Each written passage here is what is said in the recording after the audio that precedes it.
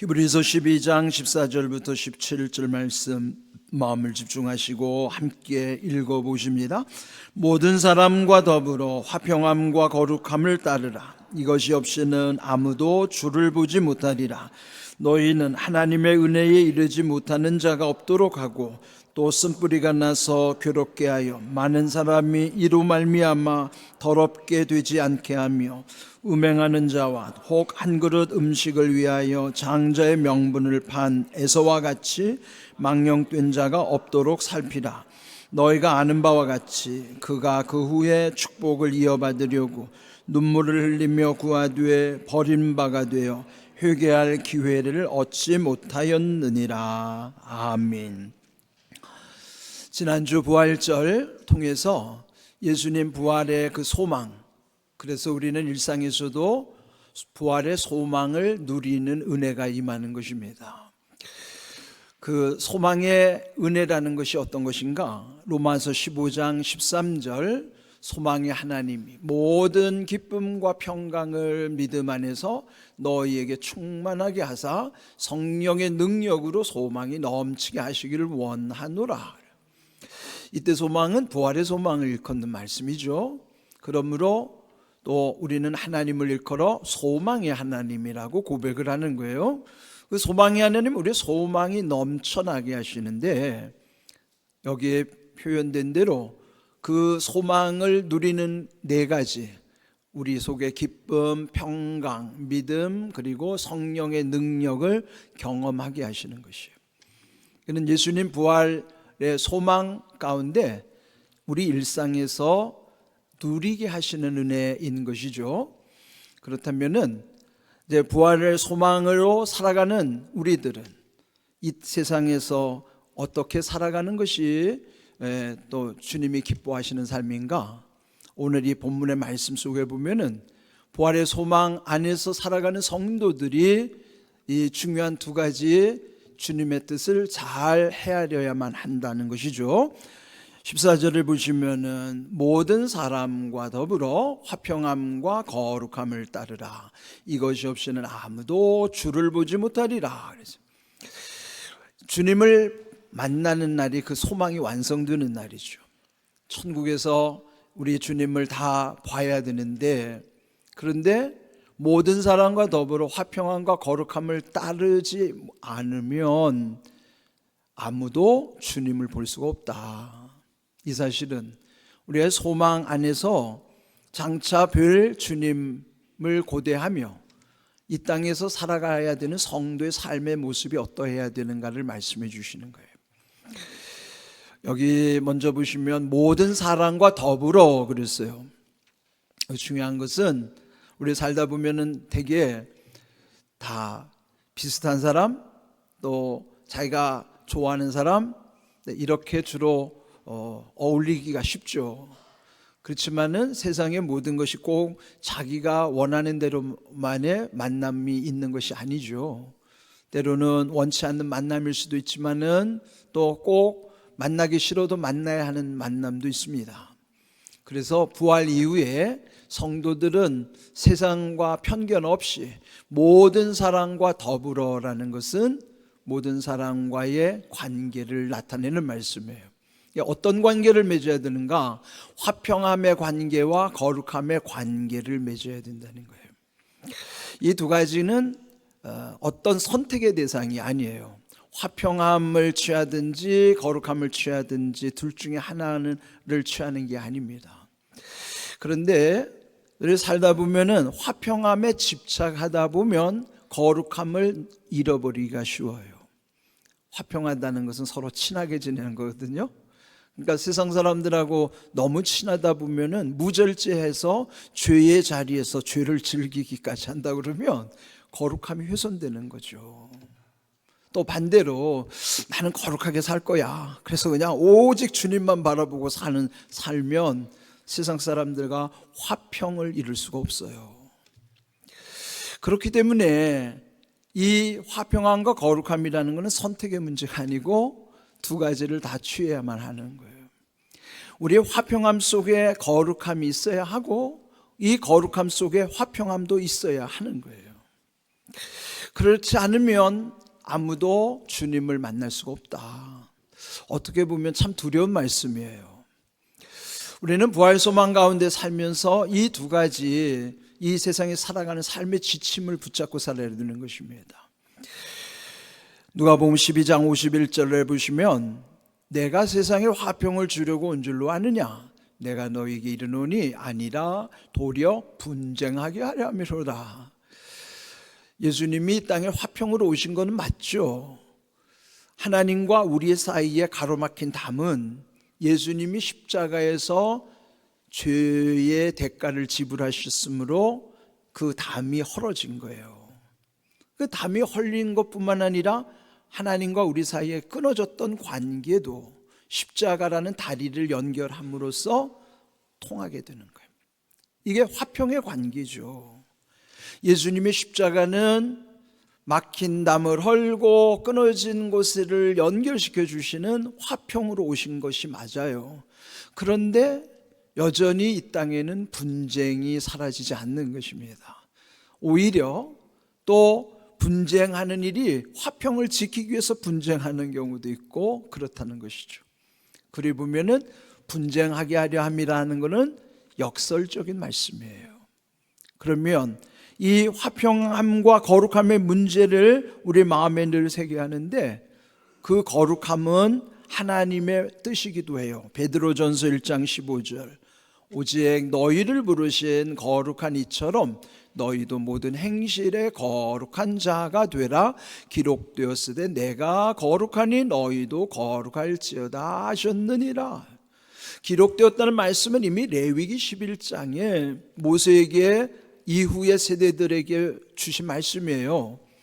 하나님이 거룩함의 원조, 거룩함 자체이시니 하나님의 자녀요 하나님의 백성들도 거룩하라 라는 명령이죠.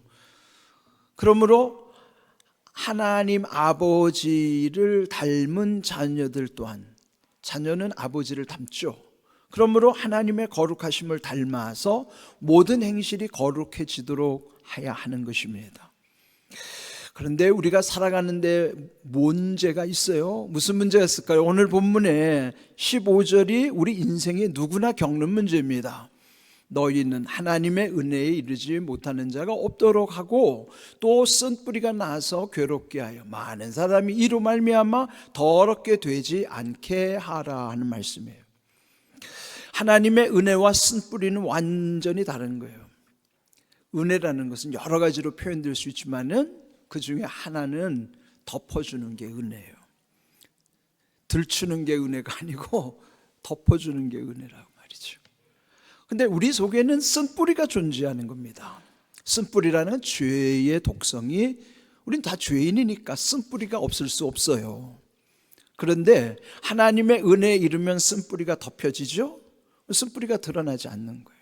쓴뿌리면 아무 영향력이 없어지는 거죠. 그럼 반대로 은혜가 걷어지면, 은혜가 떠나면 쓴뿌리가 작동하는 거예요. 우린 죄인이기 때문에 쓴뿌리로부터 자유로운 사람이 아무도 없습니다. 사람에게 소망을 둘 수가 없는 까닭은 은혜에 덮여있기 때문에 소망을 누리는 것이지, 은혜 안에 있지 아니하면 쓴뿌리는 그대로 작동하는 게 사람의 본성입니다. 그런데 이 쓴뿌리의 특징이 뭔가? 괴롭게 하는 것이고 더럽게 하는 것이 쓴뿌리의 영향력이에요. 쓴뿌리가 있으면 먼저 자기 안에 이 온갖 괴로운 일들이 생겨나오기 시작하는 거예요. 그게 이제 남을 더럽히는 데까지 또 영향을 주는 것입니다. 이 쓴뿌리는 우리가 스스로 해결할 수가 없습니다. 어떤 수련을 쌓는다고 공부를 한다고 되는 게 아니에요. 이 쓴뿌리는 오직 하나님의 은혜로만이, 은혜가 덮어질 때만이 쓴뿌리의 영향력이 소멸되는 것이지 쓴뿌리 자체가 없어질 수가 없어요. 죄인이기 때문에 그 독성이 우리 속에 다 들어있어요. 이거는 구원받은 자라고 해서 다르지 않습니다. 세상 사람들은 심할 뿐이고 은혜 가운데 살아가는 사람은 그 쓴뿌리가 있어도 드러나지 않을 뿐이지, 누구든지 다 쓴뿌리라는 게 우리 속에 다 들어서 괴롭게 하고 더럽게 하는 거예요. 이 쓴뿌리를 이사야 14장 29절에는 더 실감나게 표현합니다. 블레셋 땅에 경고하시는 하나님의 말씀입니다. 블레셋 온 땅이여 너를 치던 막대기가 부러졌다고 기뻐하지 말라. 뱀의 뿌리에서는 독사가 나겠고 그의 열매는 날아다니는 불뱀이 되리라. 쓴뿌리를 여기서는 뱀의 뿌리라고. 뱀이라고 해서 다 독이 있는 거 아니에요. 독이 있는 뱀이 독사이죠. 그 중에 광야나 사막에서요, 불뱀이라는 거는 아주 독성이 강해서 물리면 다 죽습니다. 이스라엘이 40년 광야 생활하는 동안에 하나님께 불평하고 원망할 때 하나님이 불뱀을 풀어놓으셨어요. 그러니 불뱀에 물려 죽는 사람들이 생겨났죠. 모세가 하나님께 기도합니다. 그때 내려주신 처방이 그 노스로 불뱀의 형상을 만들어서 그 놋뱀을 걸어놓고 그 놋뱀을 보는 자마다 불뱀에 물려 죽어가는 사람들이 살아나게 하신 거예요. 이렇게 여러분, 우리 안에는 이 뱀의 뿌리, 쓴 뿌리들이 있기 때문에 우리 안에는 온갖 독성이 있어요. 그게 독사, 불뱀 같은 모습이 우리 속에 있는 거예요. 여러분, 이게 우리가 은혜 아니면 우리 삶이 얼마나 거칠고 포악한지 몰라요. 사람이 좋은 게 아닙니다. 사람처럼 무서운 존재가 없어요. 그러니 이 안에 있는 쓴뿌리와 뱀의 뿌리로 인하여 자기도 괴로울 뿐만 아니라 남도 더럽히는 이런 부작용이 우리 주변에 얼마나 많이 나타나는지 몰라요. 그래서 우리 이 삶 속에 보면은 내 마음에도 생각에도 말 속에도 행동 속에도 이런 독성들이 사람들에게 피해를 주는 것입니다. 다 자기만 모르지 남들이 보면 다 평가하잖아요. 자기 스스로도 평가해야 돼요. 왜 내 마음이 이렇게 거칠까? 내 생각이 왜 이렇게 부정적일까? 내 말이 왜 이렇게 거칠까? 내 행동이 왜 이럴까? 그는 은혜가 없어서 그런 것이고요, 안에 쓴뿌리가 있어서 그 뱀의 뿌리 속에서 나오는 독사와 불뱀의 영향력 때문이에요. 자기도 힘들지만 그와 함께하는 사람들에게 얼마나 큰 피해를 주는지 몰라요. 그 모든 상처가 그 독성에서 나오는 거란 말이에요. 그러니 먼저 자기를 진단할 수 있어야겠죠. 그리고 하나님의 은혜 안에 있어야만 이거 풀리는 문제고요. 또 남들을 볼 때도요, 그가 왜 저렇게 거칠까? 왜 부정적일까? 왜 저렇게 독서를 퍼부을까? 성경에 비추어 보면 그 사람의 쓴뿌리 때문이고 뱀의 뿌리가 나오는 거예요. 그럴 때 어떻게 해야 돼요? 그 사람을 지적하면 그 사람은 더 포악해집니다. 다만 불쌍히 여겨야 돼요. 그리고 기도해 줘야 돼요. 맞서면 그 독은 더 세집니다. 모두에게 내 속에 있는 쓴뿌리의 문제, 뱀의 뿌리, 이 독성은 누구도 피해갈 수 없어요. 먼저 하나님의 은혜 안에 덮여져 있어야 된다. 이것이 해결책입니다. 그 다음에 또 하나의 처방전이 있어요. 고린도후서 7장 1절, 이 약속을 가진 우리는 하나님을 두려워하는 가운데서 거룩함을 온전히 이루어 육과 영의 온갖 더러운 것에서 자신을 깨끗하게 하자. 이 온갖 더러운 것이라는 게 쓴뿌리에서부터 올라오는 거죠. 그런데 이거 어떻게 해결할 수 있을까요? 하나님을 두려워하는 가운데 거룩함이 있으면 이런 온갖 더러운 것에서부터 깨끗해지기 시작하는 거예요. 오늘 처방전 2개 알려드렸어요. 하나님의 은혜로 덮여야 된다. 두 번째, 하나님을 두려워하면 거룩해지는 거예요. 거룩함이 거창한 것 같죠? 하나님을 두려워하는 마음으로부터의 거룩함이 있는 거예요. 하나님 두려워하면 함부로 하지 않아요. 죄 함부로 안 짓죠. 그게 거룩이에요. 그러니까 거룩하면은 죄를 이길 수 있는 능력 자체가 생기는 거예요. 성도는 거룩함이 능력이 되는 것이죠. 하나님을 두려워하는 것이 거룩함이고 그 거룩함이 죄를 이기는 능력입니다. 그럴 때 세상의 온갖 육이나 영의 더러운 것으로부터 정결한 은혜가 임하는, 깨끗해지는 거예요. 그러면 쓴뿌리가 작동하지 않는 거죠. 우리 안에 이 뱀의 뿌리가 작동할 수가 없는 거예요. 은혜는 강력하기 때문이에요. 우리가 부활의 소망 가운데서 우리의 남은 인생을 살아가는 데 있어서 우리 인생의 문제가 뭔가를 먼저 알아야 돼요. 성경 말씀 속에는 우리 인생의 문제를 정확하게 진단해 주실 뿐만 아니라 그 문제를 어떻게 해결해 주실까에 대한 말씀도 있는 거예요. 오늘 주신 말씀 속에 여전히 우리 안에 이런 것 조심해야 되는데, 그러면 내 안에 이런 것을 먼저 이런 말씀 속에서 하나님의 은혜, 하나님을 두려워함 가운데 거룩함의 능력 뿐만 아니라 또 하나 16절에 보면은 살피라 명령하셨어요. 누구를 살피는 것인가? 음행하는 자, 또 한 그릇 음식을 위하여 장자의 명분을 판 에서와 같이 망령된 자 살피라. 살피라는 것은 조심하라는 뜻도 있고요, 그들을 긍휼히 여기라는 표현도 있습니다. 먼저 조심하라는 의미는 그들을 가까이 가면 나도 물들기 쉽죠. 음행이라고 하는 것은 온갖 음란의 영이에요. 음란하게 하는 행위. 지금 이 세상이 음란의 정도가 얼마나 심각한지 몰라요. 우리 안에 갖고 있는 스마트폰 안에도요, 여러분이 거기에 한번 관심을 가지면은 거기에 알고리즘이 그거 한번 봤다고 그것과 유사한 또 다른 자료들이 막 올라오죠. 그러니까 여러분, 이런 성적 호기심이라든지 음란에 꽂히는 순간부터 이제는 스마트폰도 막 작동을 하기 시작하는 거예요. 더 많은 자료들을 막 갖다 줘요. 그냥 우리 영혼이 황폐하기가 쉽습니다. 이런 앞으로 이거를 취사 선택할 수 있는 능력은 내 의지로 안 돼요.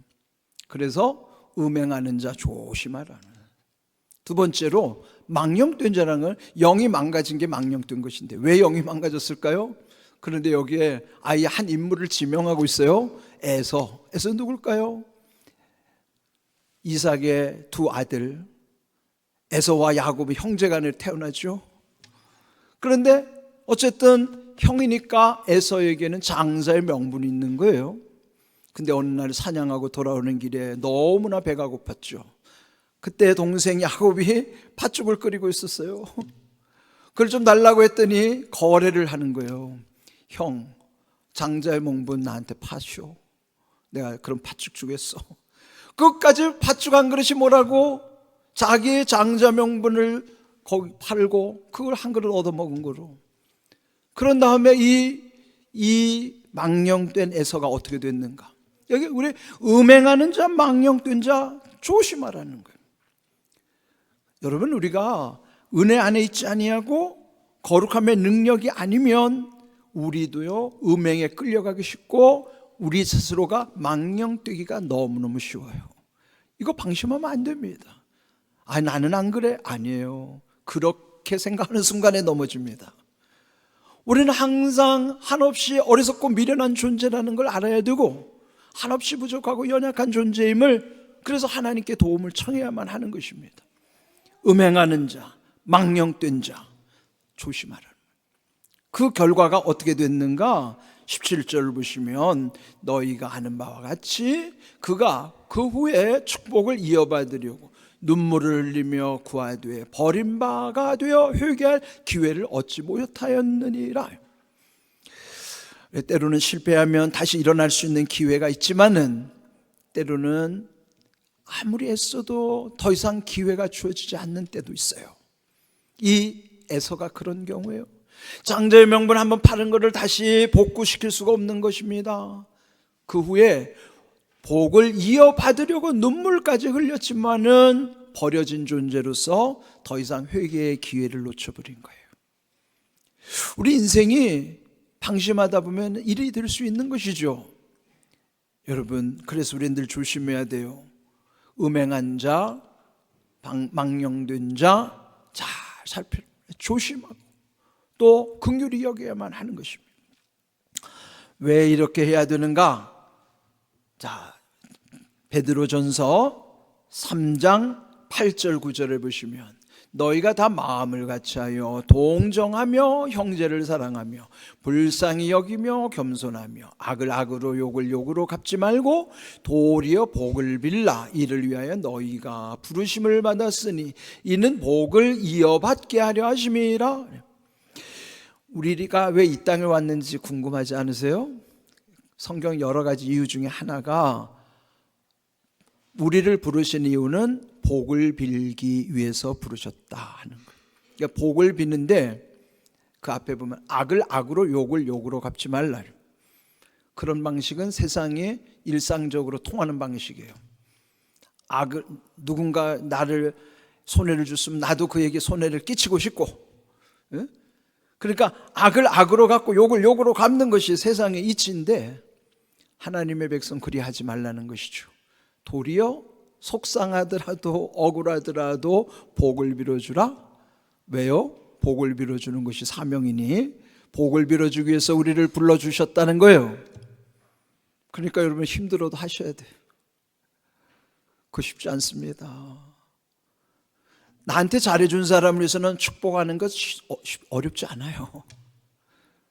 그런데 나를 힘들게 하고 나와 원수관계에 있는 사람에게 복을 빌어준다? 그거는 진짜 어렵습니다. 그런데 그게 사명이에요. 원수를 갚는 건 하나님께 있는 것이고 일단은 내 사명을 감당하기 위해서라도 우리는 그와 맞서는 태도가 아니라 그와 다른 방식으로 하나님을 향하여 그를 위하여 복을 빌어줘야 되는 거예요. 왜 그러나요? 그 다음이 중요한 거예요. 그렇게 하면 복을 이어받게 하신다는 거예요. 복을 이어받는 게 뭐예요? 이 에서는 복이 끊어졌잖아요. 이어받는 끊어지지 않는 거예요. 어디까지 갈까요? 천국까지 가는 복이에요. 그게 복이 계속 이어져야 천국까지 가는 복이에요. 그게 가운데서 복이 끊어지면 천국까지 못 가는 복이에요. 그게 천국 가는 것이 너무 쉽기도 하지만 얼마나 어렵죠? 내 힘으로 갈 수 없는 거예요. 이렇게 할 수 있는 것은 하나님의 은혜로 덮여질 때만이, 하나님을 두려워하는 거룩한 가운데만이 이리 할 수 있어요. 그럴 때 나를 힘들게 하는 사람과 맞서지 아니하면서도 그를 위하여 복을 빌어줄 수 있는 거예요. 그럴 때 주시는 약속이 복을 이어받게 하시겠다, 그 약속이에요. 그러면 그 앞에 보면은 형제를 사랑하는데 불쌍히 여기면서 겸손하게 하라는 거예요. 중요한 게 뭘까요? 불쌍히 여겨라. 야고보서 2장 13절에도 불쌍이라는 말을 긍휼로 표현했죠. 긍휼은 한문이에요. 불쌍은 우리말이고. 거기도 보면은 긍휼, 즉 불쌍히 여기는 것이 심판을 이길 뿐만 아니라 마지막에는 자랑하게 된다고 말씀하시는 거예요. 그러니까 여러분, 내 안에 이런 힘든 일을 내가 스스로 할 수는 없습니다. 내 힘으로는 불가능해요. 그러나 할 수 없는 것을 하게 하시는 게 은혜예요. 그게 뭘까요? 하나님의 은혜로 덮여지면, 그리고 하나님을 두려워하면서 거룩함의 능력이 생기면 할 수 있어요. 불쌍해지는 거예요. 그러면 그를 미워하기보다는 오히려 그를 위하여 복을 빌어줄 수 있는 거예요. 그때 하나님이 우리에게는 복을 이어가게 하시는 거예요. 부활 이후에 부활신앙 가진 우리는 이 귀한 말씀의 지침을 붙잡고 살아야 돼요. 이것은 사람의 힘으로는 도저히 감당할 수 없지만은 하나님의 은혜 아래에 있으면, 하나님의 은혜로 덮여진 사람만이 할 수 있는 거예요. 하나님을 두려워함으로부터의 거룩함의 능력을 경험하는 사람은 누구든지 할 수 있는 말씀이에요. 오늘 주신 말씀을 잘 기억하십시오. 모든 사람과 더불어 우리가 관계할 때 이런저런 사람 다 만나죠. 그럴 때 악을 악으로 욕을 욕으로 갚는 관계라 하더라도 그리하지 말고 도리어 복을 빌어주라는 것이죠. 오늘 중요한 말씀은 부활의 소망을 누리면서 지금 이 땅에서 우리가 감당해야 될 것은 모든 사람과 더불어 두 가지, 화평함 그리고 거룩함을 따라가야 된다. 그거 놓치지 마십시오. 그 말씀 가운데 중요한 것은 은혜로 할 수 있다, 하나님을 두려워하면 할 수 있다, 이 비결을 기억하십시오. 그게 믿음인 것이에요. 이런 귀한 은혜로 우리의 이 부활절 이후에 그 부활의 신앙 플러스 우리가 감당해야 될 이런 모든 귀한 은혜 주심을 감사하면서 천국에 이르기까지 여러분 모든 것 사랑과 맞서는 삶이 아니라 오히려 긍휼히 여기는 하나님의 은혜를 누리는 삶이 되기를 주님의 이름으로 축복합니다. 아멘.